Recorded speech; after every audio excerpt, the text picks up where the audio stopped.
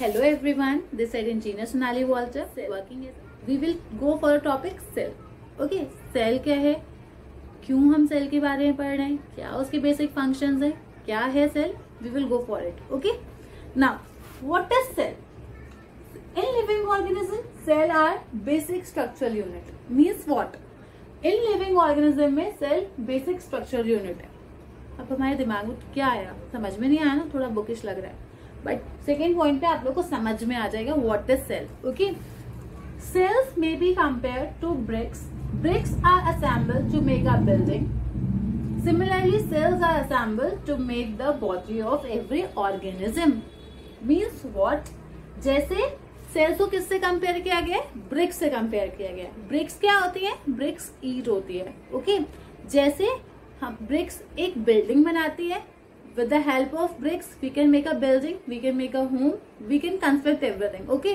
Similarly, cells क्या होते हैं, cells जब ग्रुप ऑफ सेल्स बन जाते हैं तो वो क्या ऑर्गेनिज्म बना देते हैं. ठीक है, जैसे हमारी ब्रिक घर बनाने में काम आती है, वैसे हमारे लिए सेल एक ऑर्गेनिज्म बनाने में काम आता है. I am not talking about the human beings only. Okay, I am talking about any living organism. Either it's a plant, it's an animal, or it's a living organism like human being. Okay. So cells may be compared to the bricks. Cells को उन्होंने bricks से compare किया है. Bricks जैसे building बनाने का काम आते हैं, वैसे ही सेल ऑर्गेनिज्म के बनाने में काम आता है. It is a basic structural and functional unit of life. Means what? इसमें हमें दो टर्म्स मिली, structural and functional, है ना. टू टर्म्स मिली ना, basic, structural and functional. Structural का मतलब क्या हुआ, स्ट्रक्चर का मतलब क्या हुआ, जो भी हमारा स्ट्रक्चर है, कोई भी शेप है.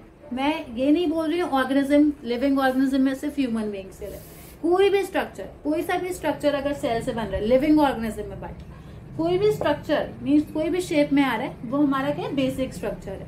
ठीक है, कोई भी स्ट्रक्चर मीन्स अगर हमारे हम सेल में बात करें, एक कुछ भी बना, कोई भी पैरामीशियम भी है, तो वो एक शेप ली ना, कोई बैक्टीरिया है, शेप आई है ना, स्ट्रक्चर है ना, तो it is a basic structure. जो बेसिक स्ट्रक्चर होता है हमारा, वो कौन देता है, सेल देता है. एंड फंक्शनल क्या हो गया, फंक्शन हम किसकी बात कर सकते हैं, प्रोसेस. कौन सा प्रोसेस, फंक्शन मीन्स हम लोग जो भी प्रोसेसेस लेते हैं, like breathing process, respiration, excretory और डाइजेशन, एब्जॉर्प्शन, जो भी हमारा प्रोसेस होता है वो किसकी हेल्प से होता है, सेल की वजह से होता है. किसकी वजह से होता है, सेल की वजह से होता है. मीन्स हमारे जो भी फंक्शन है बॉडी के फंक्शंस, डाइजेशन, हम खाना इंजेस्ट करते हैं, डाइजेशन होता है, उसके बाद एक्सक्रीशन होता है, प्रोसेस होता है ना, तो वो सारे किसकी वजह से होते हैं, एक वर्ड जो हमने पढ़ा है सेल, सेल की वजह से होते हैं. Now you can understand, it is a basic structural and functional unit of life. All organisms are made up of sales.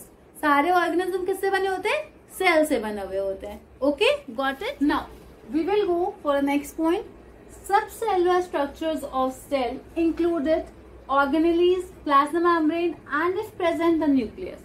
What does it means? It means अभी तक हमें ये तो पता पड़ गया, ऑर्गेनिज्म जो बनता है वो सेल से बनता है ना. हमारा जो स्ट्रक्चर है वो सेल से बनता है, ये तो हमें पता पड़ गया. बट अब सेल भी तो किसी चीज से बनता होगा ना, सेल भी तो, उसका भी तो कोई स्ट्रक्चर होगा. तो सबसेलुलर स्ट्रक्चर मीन्स जो सेल का स्ट्रक्चर है वो कैसे बनता है, वो क्या क्या चीजें इंक्लूड करता है. It includes organelles, plasma membrane and if present the nucleus. If present the nucleus मतलब सारे ऑर्गेनिज्म में न्यूक्लियस तो प्रेजेंट होता है, बट इन एक्सेप्शन न्यूक्लियस भी नहीं होता है. जो ऑर्गेनिज्म में वो भी सेल बनाता है ना. Subcellular structure of cell included cell organelles, plasma membrane and if present the nucleus. Nucleus अगर प्रेजेंट है तो न्यूक्लियस सब में प्रेजेंट होता है, बट इन एक्सेप्शन अगर न्यूक्लियस प्रेजेंट नहीं है तो. Okay, size of cell is 1 to 100 micrometre. 1 to 100 micrometre. Micrometre का क्या मतलब होता है, micrometre is very very very small, है ना.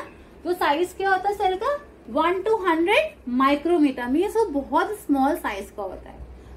1 से लेके 100 तक का उसका साइज होता है, but in micrometers is very small. Then cells are produced by the division of pre existing cell.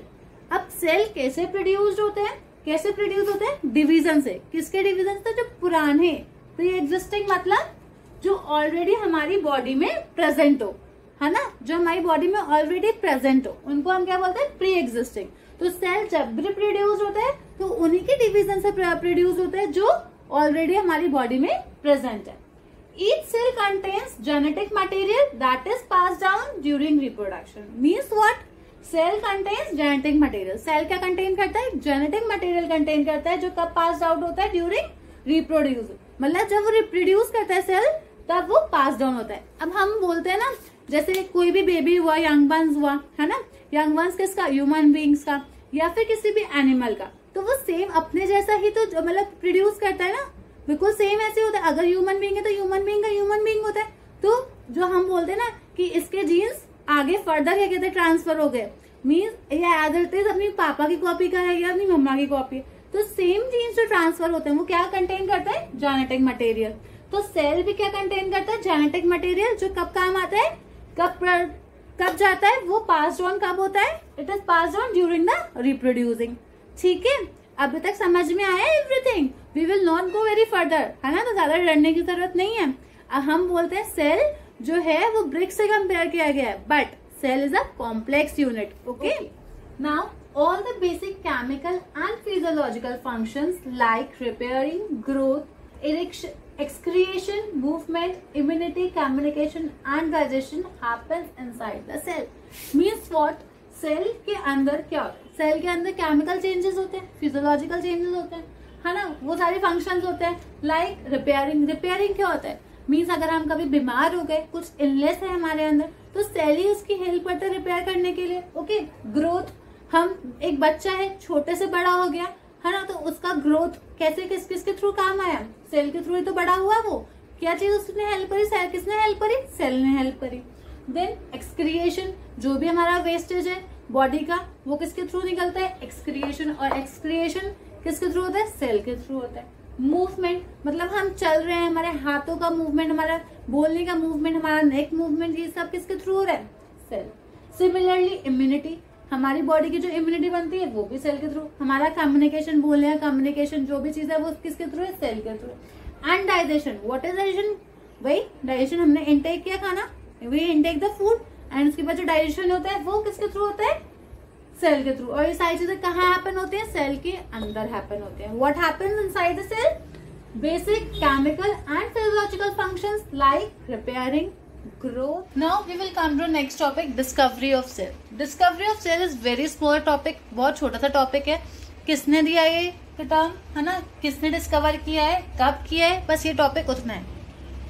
इसके बहुत इंपॉर्टेंट क्वेश्चन है ये, कभी भी fill in the blanks, true and false, one word में आ जाता है, हमें स्पेलिंग के साथ याद करना है। Robert Hooke discovered the cell in which year, 1665। Okay, 1665 में रॉबर्ट हुक ने ये डिस्कवर किया था in 1665। Okay, from the thin cork under a self made microscope. उन्होंने किससे करा था, थिन कॉर्क ली थी और उसने किसके अंडर देखा था, सेल, सेल्फ, उन्होंने खुद का माइक्रोस्कोप बनाया था, उसके अंदर उन्होंने सेल को देखा था। Now types of cell, cells भी दो टाइप में डिवाइडेड हो जाते हैं, प्रोकैरियोटिक एंड यूकैरियोटिक।